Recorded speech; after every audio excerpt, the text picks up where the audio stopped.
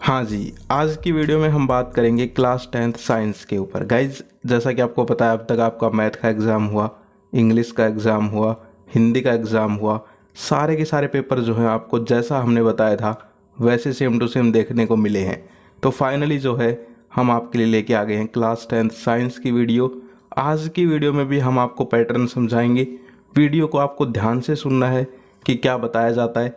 देखिए, साइंस के अंदर यहाँ पर जो है आपको इम्पोर्टेंट जो टॉपिक्स हैं वहीं से क्वेश्चंस देखने को मिलेंगे। ठीक है, इससे बाहर जो है साइंस का पेपर नहीं जाएगा।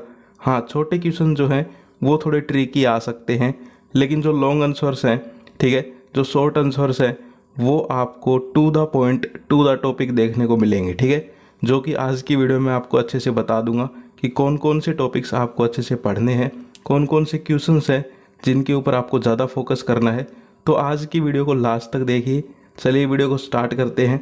इसके अलावा इंपॉर्टेंट क्वेश्चंस की पेड पीडीएफ है, वो भी आप लोग खरीद सकते हो। जैसा कि आपने देखा सारे के सारे पेपर्स में पेड पीडीएफ से बहुत ज़्यादा काम आ रहा है। ठीक है, तो साइंस की भी पेड पीडीएफ आप ले सकते हो। डिस्क्रिप्शन में आपको व्हाट्सअप नंबर वगैरह मिल जाएंगे, तो नीचे जाके कॉन्टैक्ट करके आप लोग जो है पेड पीडीएफ ले सकते हो।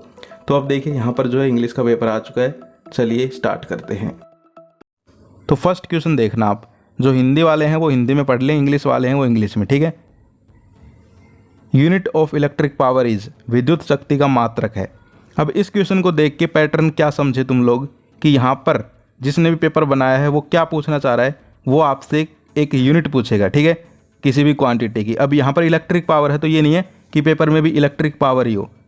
बस पैटर्न ये समझो कि यूनिट्स याद कर लो, जो भी इंपॉर्टेंट यहाँ पर जो आपकी सारी की सारी जो इलेक्ट्रिक, जैसे कि रेजिस्टेंस, ठीक है, पोटेंशियल डिफरेंस, यानी कि इस चैप्टर में जितनी भी यहाँ पर क्वांटिटीज़ हैं उन सब की यूनिट्स याद कर लो। ठीक है, समझ गए। आगे चलते हैं। सेकंड यहाँ पर देख सकते हो, human I forms the image of an object at its. यहाँ पर जो है कहने का मतलब एक क्वेश्चन आपका आ सकता है ह्यूमन आई से। ठीक है, समझ पा रहे हो कि ह्यूमन आई का जो है नियरेस्ट यहाँ पर विजन कितना होता है, ये आ सकता है।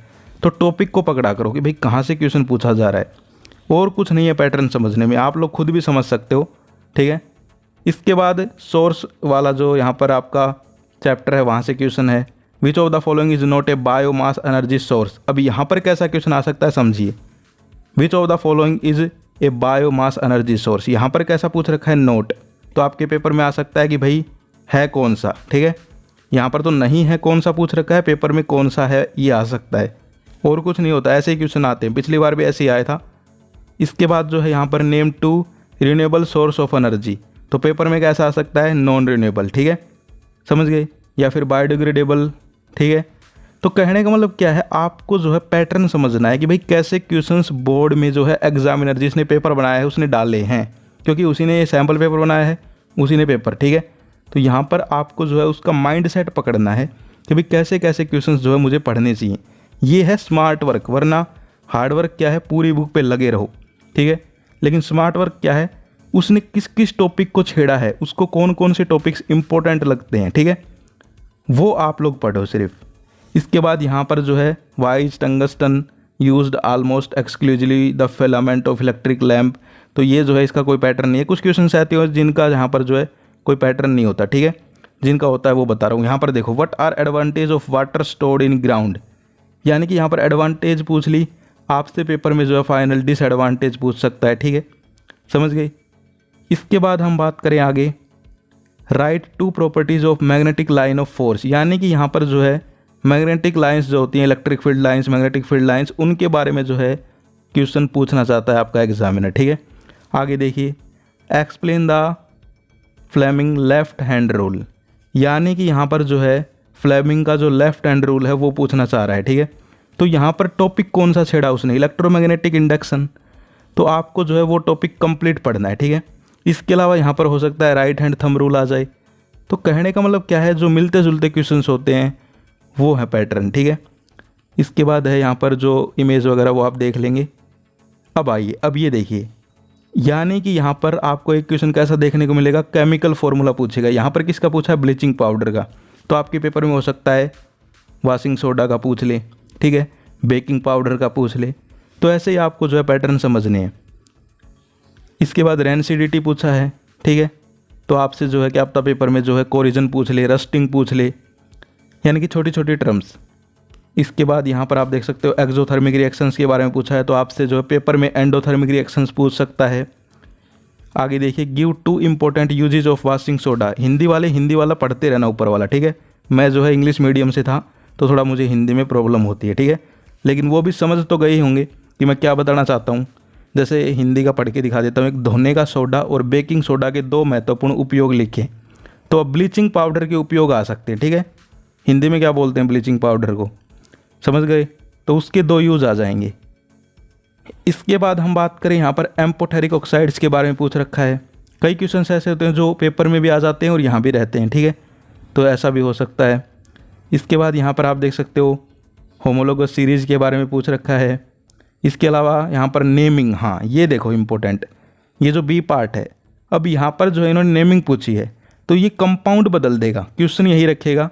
ये नीचे जो है CH3COCH3 है, यहाँ पर दे देगा CH3COOH, यहाँ पर CH3BR है, यहाँ पर कर देगा CH3F CH3I, ठीक है।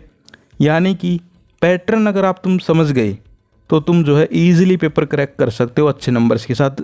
ज़्यादा नहीं पढ़ना, इम्पोर्टेंट स्टडी करनी है विद स्मार्ट वर्क, ठीक है। इसके बाद यहाँ पर जो है क्लीनिंग एक्शन ऑफ सोप, ये क्वेश्चन तो भाई मोस्ट इम्पोर्टेंट है, ठीक है। हो सकता है ये जो है सेम टू सेम आ जाए, क्योंकि ये जो है मैं देख रहा हूँ मेरे भी पेपर में आया था, ठीक है। मेरा छोटा भाई है उसके पेपर में भी आया था, तुम्हारे भी आ सकता है, ठीक है। इसके बाद हम बात करें, इसके बाद जो है बायो का क्वेश्चन है, तो ये छोटी छोटी टर्म्स हैं, ठीक है। साइटोकिनिन, ठीक है, एब्सिसिक एसिड, तो ऐसी टर्म्स आपको याद कर लेनी है। यानी कि क्वेश्चन पेपर जो तुम्हें दिया है प्रैक्टिस पेपर, उसको देखो, उसको समझो कि उसमें जो है एग्जामिनर किन किन चीज़ों को टच कर रहा है, कौन कौन से टॉपिक्स को छेड़ रहा है, वहीं से क्वेश्चंस देखने को मिलेंगे, ठीक है। पूरे के पूरे पेपर में नहीं, लेकिन ज़्यादातर क्वेश्चंस कह रहा हूँ, ठीक है। कभी ये समझ लो कि A to Z पेपर यही मिलेगा, नहीं, क्वेश्चंस मिलेंगे बहुत ज़्यादा, ठीक है। इसके बाद देखिए नॉन बायोडिग्रेडेबल पूछ लिया ना एक यहाँ पर, तो आपसे क्या पता बायोडिग्रेडेबल का एग्जाम्पल पूछ ले। इसके बाद यहाँ पर आप देख सकते हो व्हाट इज़ जियोट्रोपिज्म। अब देखो यहाँ पर पूछ लिया व्हाट इज़ जियोट्रोपिज्म, आपके पेपर में हो सकता है 90% पूछ ले फोटोट्रोपिज्म, क्योंकि मिलते जुलते हैं, ठीक है। इसके बाद हम बात करें यहाँ पर फंक्शंस पूछ लिए, यहाँ पर मेडुला और सेरिबेलम के, ठीक है। तो और जो पार्ट्स होते हैं उनके पूछा जा सकता है। इसके बाद describe evolution of human beings है, आपसे जो है एनिमल्स का पूछा जा सकता है, ठीक है। इसके बाद जो है यहाँ पर नेफ्रॉन का जो है स्ट्रक्चर वगैरह बनवाया है, तो यहाँ पर जो है आपसे रिफ्लेक्स आर्क के बारे में पूछा जा सकता है। तो ऐसे जो है आप लोग यहाँ पर पढ़ सकते हो, ठीक है।